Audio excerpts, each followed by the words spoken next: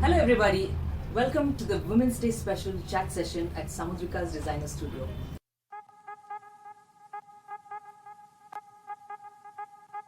Today is a very special chat session because we have a very special eminent personality with us.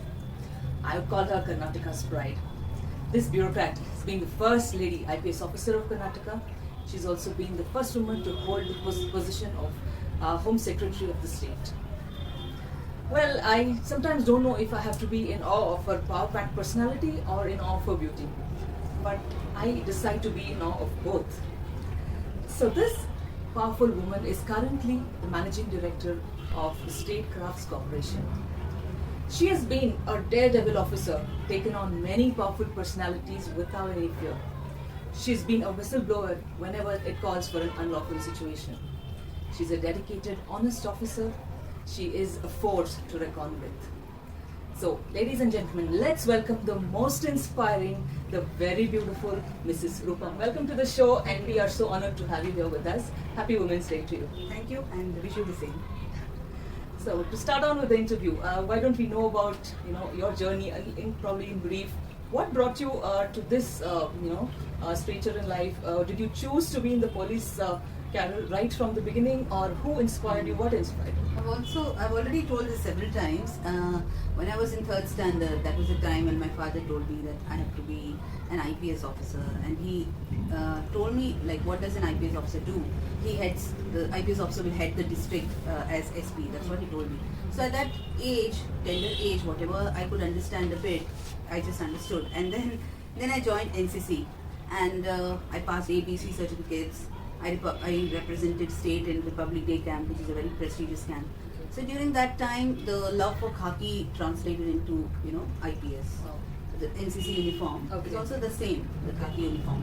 Okay. So that made me choose IPS. So I got 43rd rank All India, Amazing. and luckily I got Karnataka, which is my home state. Great. So as you know, I think every successful woman, while climbing the ladder of success, has to face a lot of challenges, has to face a lot of obstacles. There'll be a lot of interesting stories that we'll all have to share, and I'm sure you also have to share. And there's this one story about you which I heard, that when you were posted in Yadagiri, you had to stay in a village, and your daughter had to attend a government school, and you allowed her to sit on the floor and make her. So I really found this so amazing. Hats off to you for doing that. I don't think many people in your career would have done that. So what about the obstacles that you faced? Would you like to mention any? Obstacles that women face in male-dominated fields are many. And police being male-dominated for long, yes. We face a lot of obstacles. Every time a woman is to get a posting, people who post her, again, they're all men.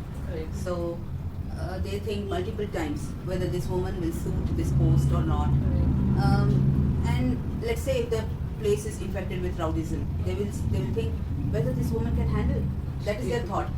And even in a place where there's no rowdyism, let's say, but it's a very important place for various reasons, then a lot of vested interests will be involved.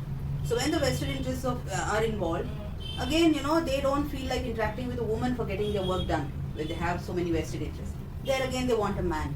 And a lot of whining, dining happens, and in such gatherings, important decisions take place for which women officers are kept out, or women don't attend whining, dining after office hours. So all these are obstacles only, because though we all enter as equals without any woman quota in the IPS, the equality of opportunities is not so much there in police department, because people still have the stereotype that police is a male bastion and only men can do very well, and women are always brought overprotected, and they are delicate compared to men, and they cannot handle. This stereotype still exists. Right. Yeah. Really inspiring. So there's a lot which you've probably learnt in this journey, good, bad. Would you like to mention any key learnings that you had your journey this far? Key learnings, I think the journey has brought out the best in me. Yeah. So I still don't get bogged down by the obstacles. And it makes me stronger actually. And when people say, is there any, they ask me several times, is there any point when you feel bogged down and you say, why did I do that? I say, no, I would like to repeat it again and again. The whistleblowing act, or taking on people, or speaking up. I never found it as, of course there'll be some obstacles, but one has to be brave enough to face them. And these are challenges, and I just take on them. So the learning, so because this has made me even stronger, and I was like this always, like speaking straightforward from my heart. I speak up my mind. That also resulted in the same action, like whistleblowing, giving report on things as they exist, the unfairness in the system, the injustice, irregularities. All these are again giving reports on these or taking action is again an extension of the same personality as in, as a child I used to speak up. So it's the same extension, and it has been brought out more. The difficulties, the best in me comes out. The stronger you emerge. The stronger I emerge. That's yeah. such a serious learning to all our youngsters today. In Women's Day, the most touched upon topic is women empowerment. So, ma'am, what according to you is women empowerment? Do you think there's still a large segment of women who need to be empowered in the country? Yes. Women empowerment to me is basically enabling the woman to take her own decisions on various aspects of her own life. Because today we find that still in many parts of the country, a woman can't decide about her own life, what she wants to do, or how she wants to live or dress, or whatever aspects, or what school she wants to send her children to, and so on. So basically the men folk decide, and the decisions are forced. So basic empowerment is where the woman is also taken, her views are also taken into consideration while arriving at family decisions.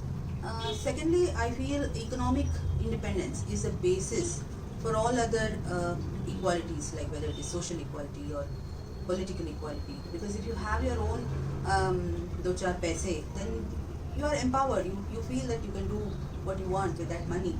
Otherwise, you're all the time dependent on others, and then how can you be really independent? So economic independence is required, needed. So I feel that women, of course, everybody is endowed with one or the other talent or skill. So they should realize what is the best in them and make use of it. Because after all, idle mind is devil's workshop. So use the time to realize your hobby, maybe make it a profession, earn some money out of it, find satisfaction. I think the concept of feminism and feminist activities are right in their own way, where they go all the way lashing out at men because they're not getting equality. Is that fair? So feminism is a very touchy subject. It's a very controversial subject. Now, for each one, the meaning of feminism differs from one to another. So, see, I basically feel that there will be always differences between men and women because we are different. Correct. We are physically different. We are temperamentally different. Correct. Even science has proved that temperamentally also male and female species of human beings differ. So differences will always be there. But what needs to be done is equality of opportunities. That should be given. And equality of outcomes, it will never be equal as such because of the differences.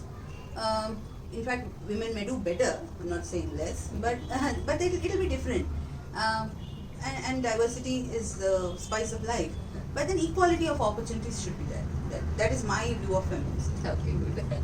Topic I think which bothers women is the safety of women. So I think from inception there have been a lot of violence on women, irrespective of how many protests the women take up against it, voice their opinions. Every other day we still get to read instances of probably abuse and domestic violence and stuff like that. So what's your take on women's safety? Women's safety, yes, it's of course, police is there. It's the state's duty to create spaces making women feel protected and safer. But a cop can't be present every time at every place. We are ready for every 1 lakh population. We are having in India about 154 policemen, and they can't be there at every street, at every nook and corner of the city. So women have to take their own precautions, and but that apart, do not discourage your girl children from doing things that they wish to.